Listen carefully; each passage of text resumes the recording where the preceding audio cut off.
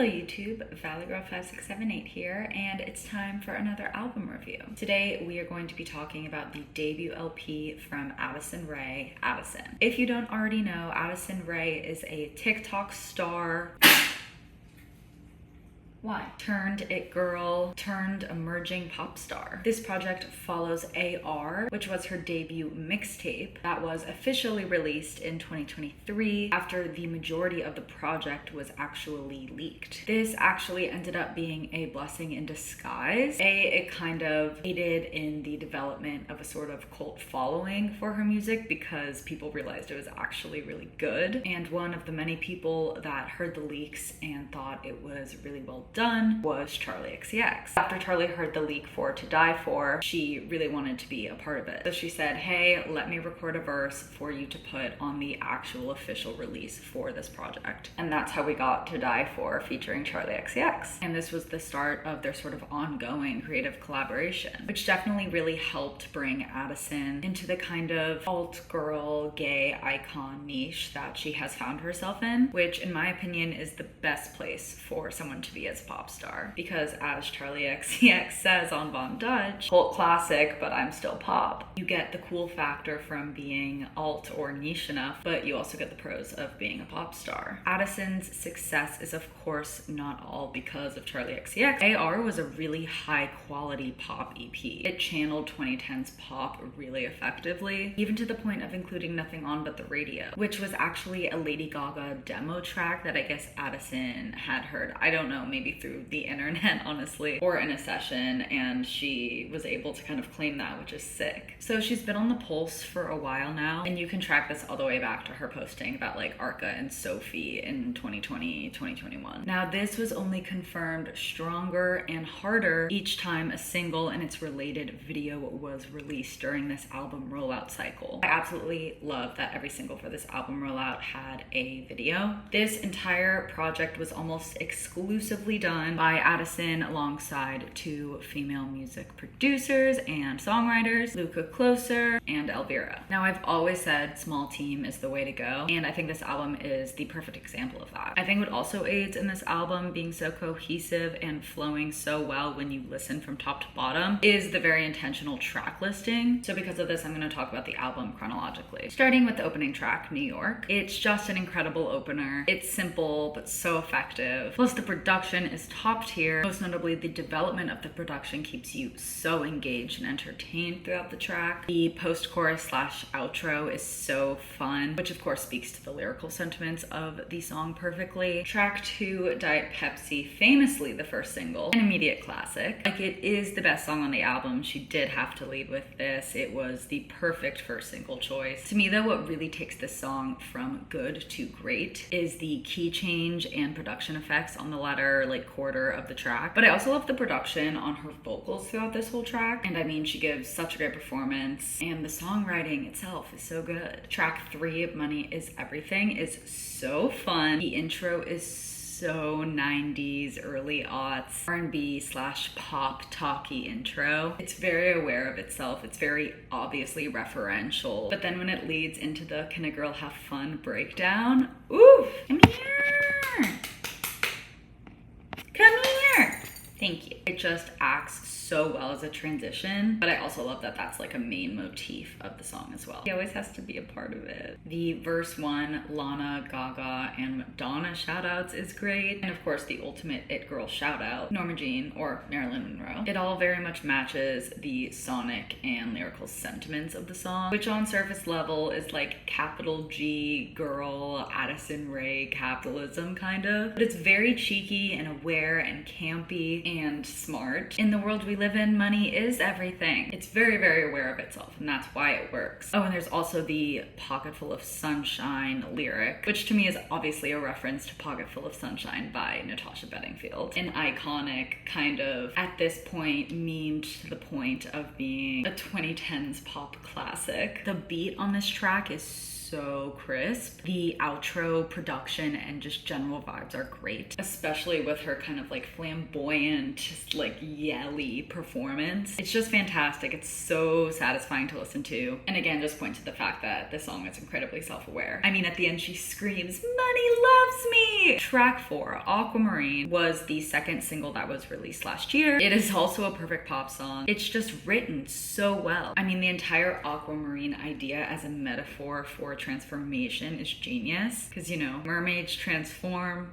from girls into mermaids or vice versa. It matches the Addison Rae vibe perfectly. And then how that is executed throughout the lyricism, throughout the whole track is genius. This is one of the many tracks on the album where she takes the song to another level by taking it to a whole new space in the last quarter or so of the track, similar to New York or Headphones On, which I love as a listener. It's so satisfying every time. Track 5, Lost and Found, is actually more of an interlude with the lyric, "I lost myself and found myself again," which is such a sweet and inspiring sentiment. And it acts as this perfect transition from Aquamarine into high fashion, because she found herself in Aquamarine through transformation. She didn't want to hide anymore like she was when she was lost. And in high fashion, she knows what she wants and what she doesn't want after being found by herself. Track 6, High Fashion, the third single, is another perfect pop song. Again, the metaphor game through the lyrics throughout the whole track. It's just done so well. I love the little touch of, I know I'm drunk, but it's just the cherry on top. It just completes the track beautifully. What I love about this track and why it's a great like middle track on the album's track listing is that while the main/forward vocals are kind of to the point, crisp, clear, have a bit of sass to them, the backing vocals are really ethereal and soft, which ends up being the main kind of vocal stylization on the latter half of the album, whereas the clear, sassy, kind of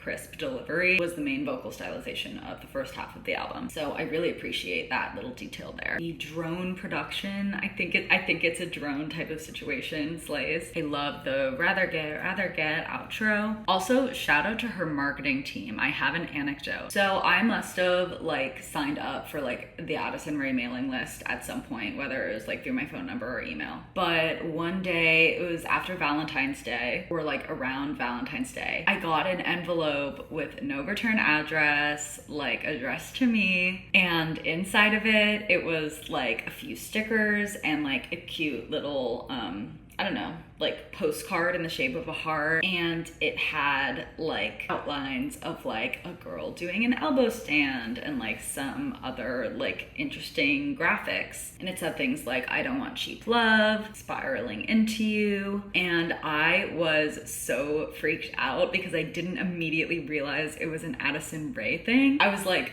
who is stalking me? But I did have an inkling it was Addison Rae because mostly like the little elbow stand like outline on one of the stickers and just the general vibe. I was like, oh, it's giving Addison. So I looked up the lyrics for High Fashion because it was a new song, so I don't think I like knew the lyrics that well at that point. And I realized that the words on the stickers and the little postcard was lyrics from the song. And I was just so impressed with that marketing. So whoever's idea that was, props to you. Track 7, Summer Forever, is a gorgeous ethereal love song. I'm gonna be saying ethereal a lot for the rest of this review because the latter half of the album very much gives that. I love her performance on this track, especially in the pre-chorus. She just always nails the like talky, singy vibes. The "I Love You So Bad" bridge is so sweet. It works so well with the track. And then there is a last chorus key change similar to Diet Pepsi that hits, obviously. The whole song is just so sparkly, especially the chorus. Track 8, In the Rain, has great production, especially the synth production effect paired with the percussion, which matches the thematic ideas of the song really well. The idea of working through your troubles, your hardships, by kind of just pushing forward with all of your uncomfortable feelings. Like the production literally sounds like that. You have the percussion continuously driving forward, and then you have the kind of dissonant synth sounds layered on top of it, and it goes along with the percussion. So I love that. I think it was really well done. The line, "So I only cry in the rain," feels like such a classic lyric to me. Like it could very well be a lyric from like a 1950s 50s